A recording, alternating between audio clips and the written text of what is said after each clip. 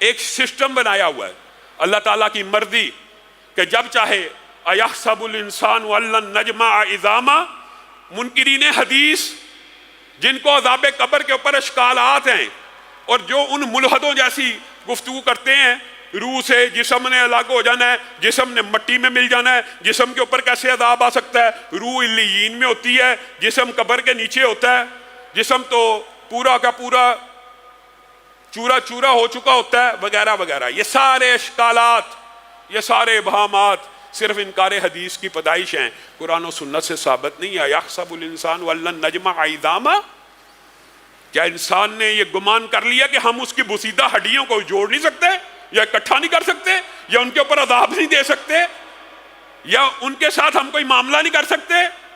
بلا قادرین علی ان نسوی بنانا، بلا قادرین علی ان نسوی بنانا. اے لوگو، تم یہ سمجھتے ہو تمہاری ہڈیوں کو سیدھا نہیں کیا جائے گا اور تمہیں دوبارہ جوڑ کے کل قیامت کے دن رب کے سامنے کھڑا نہیں کیا جائے گا؟ بلا قادرین علی ان نسوی بنانا. تمہارا رب وہ ہے جو تمہارے انگلیوں کے فنگر پرنٹس ہیں، ان انگلیوں کے اوپر جو لکیریں ہیں، کل قیامت کے دن اٹھو گے انہی فنگر پرنٹس اور لکیروں کے ساتھ اٹھو گے. ان لکیروں کو بھی سیدھا کر دے گا، پور پور کو سیدھا کر دے گا. تم نے رب کے بارے میں کیا گمان کیا؟ کیا عذاب قبر کا انکار کر دینے سے بندہ قیامت کے عذاب سے بچ جاتا ہے؟ عجیب و غریب فلسفہ. برزخ کو نہیں ماننا، عذاب قبر کو نہیں ماننا، اور بنیاد کیا رکھتے ہیں؟ حدیث رکھتے ہیں کہ حدیث کی وجہ سے حدیث میں ہی آتا ہے. جھوٹ بولتے ہیں، لوگوں کو مغالطہ ڈالتے ہیں. النار یعرضون علیہا غدوا وعشیا، اللہ کہہ رہا ہے، قرآن پاک میں کہہ رہا ہے سارے منکرین حدیث جمع ہو جائیں، قرآن پاک کی اس آیت کا ترجمہ کسی سے بھی کروا لیں.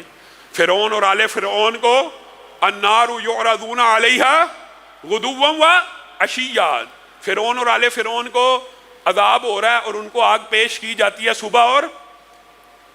یہ حدیث ہے، یہ قرآن کی آیت ہے. اور کل قیامت کے دن ان کو اصل عذاب کا ذائقہ چکھنا ہے، شدید عذاب کا ذائقہ چکھنا ہے. اس آیت کا ترجمہ کروا لیا جائے. اگر اس سے مراد قیامت کا عذاب ہوتا تو اللہ تعالیٰ پھر یہ کیوں کہہ رہا ہے کہ پھر قیامت کے دن ان کو اور عذاب کا مزہ چکھنا پڑے گا؟ گویا عذاب پہلے شروع ہو جاتا ہے. اگر قرآن کی صرف اس ایک آیت کو مان لیا جائے تو سارے اشکالات ختم. اللہ کی مرضی. اور یہ جو سوالات لوگ کرتے ہیں، یہ جی عذاب پہلے سے کیسے شروع ہو سکتا ہے؟ ابھی تو حساب کتاب ہوا نہیں تھا، حساب کتاب سے پہلے عذاب کیسے عقل کے اوپر پڑتا ہے؟ اس دنیا کے اندر بھی اللہ کی مرضی ہے، جس کو عذاب کا شکار کر دے صاحب تب ہوا ہے.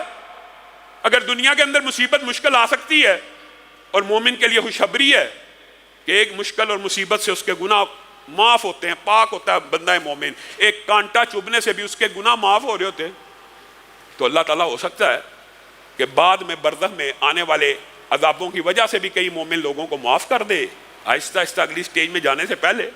اور حساب کتاب سے پہلے عذاب کیوں نہیں ہو سکتا؟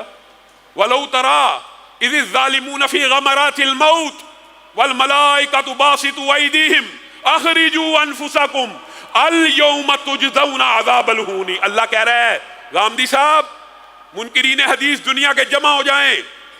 عذاب کیوں نہیں ہو سکتا پہلے جی حشر سے؟ وَلَوْ تَرَىٰ إِذِ الظَّالِمُونَ فِي غَمَرَاتِ الْمَوْتِ، اللہ کہہ رہا ہے. اور جب تم ظالموں کو دیکھو گے کہاں پہ؟ موت کے لمحات میں.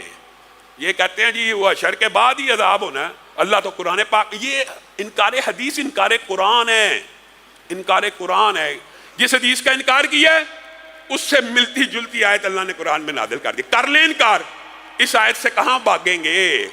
اللہ کہہ رہا ہے اگر تم دیکھو ظالموں کی جس وقت روحوں کو قبض کیا جا رہا ہوتا ہے اور فرشتے ہاتھ پھیلائے کھڑے ہوتے ہیں اور کیا کہہ رہے ہوتے ہیں؟ اخرجو انفسکم، نکلو آج اس جسم سے. روح کو کہہ رہے ہوتے ہیں الیوم تجزون عذاب الہون، آج ہی کے دن تمہارے اوپر عذاب کی ابتدا کر دی جائے گی. اور دیگر دو آیات میں یضربون وجوہہم وادبارہم، ان کے منہ کے اوپر تھپڑ مار رہے ہوتے ہیں. بتائیے غامدی صاحب، حساب کتاب سے پہلے تھپڑ کیسے؟ حساب کتاب سے پہلے ان کی پشتوں کے اوپر جو گرز مارے جا رہے ہیں قیامت کے دن سے پہلے. قرآن کہہ رہا ہے، مولوی کہہ رہا ہے آپ نے انکار حدیث کر کر کے جی یہ حدیثوں میں آتا تھا، حدیثوں میں عذاب قبر کا انکار کر کے آپ کو پتہ نہیں کیا فائدہ ملنا ہے۔ عذاب قبر کا انکار کر کے کیا بندہ جہنم کے عذابوں کا منکر بن سکتا ہے؟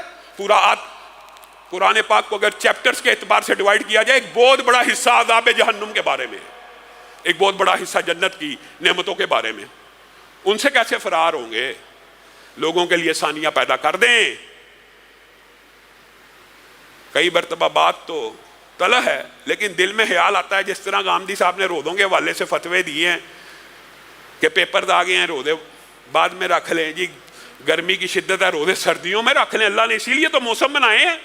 میرے دل میں کئی مرتبہ خیال آتا ہے کہیں غامدی صاحب کسی دن یہ فتویٰ نہ دے دیں کہ دنیا ایک سفر کی طرح ہے اور انسان اس میں مسافر ہے اور مسافر پہ رودا ہی کوئی نہیں۔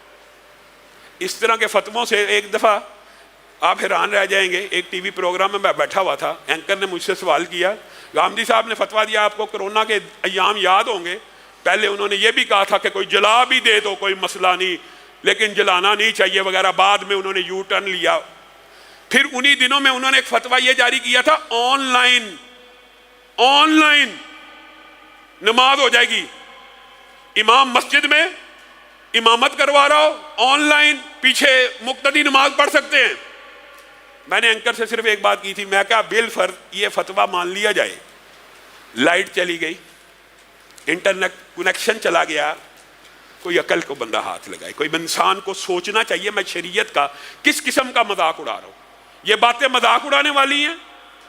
ان باتوں کے اوپر انکار حدیث کرنے والوں کو سوچنا چاہیے، اپنے دلوں کو کھولنا چاہیے، ظرف کو وسیع کرنا چاہیے۔ اللہ تعالیٰ کہہ رہا ہے وَلَوْ تَرَىٰ إِذِ الظَّالِمُونَ فِي غَمَرَاتِ الْمَوْتِ، موت کی گھڑیوں میں، موت کے بعد نہیں، حشر کے بعد نہیں، موت کی گھڑیوں میں فرشتوں نے تھپڑ بھی مارنے ہیں اور فرشتوں نے اسی دن عذابوں کی نوید بھی سنانی ہے، نوید بھی سنانی ہے۔ یہ خواہ مخواہ کا ایک فلسفہ گڑا ہوا ہے۔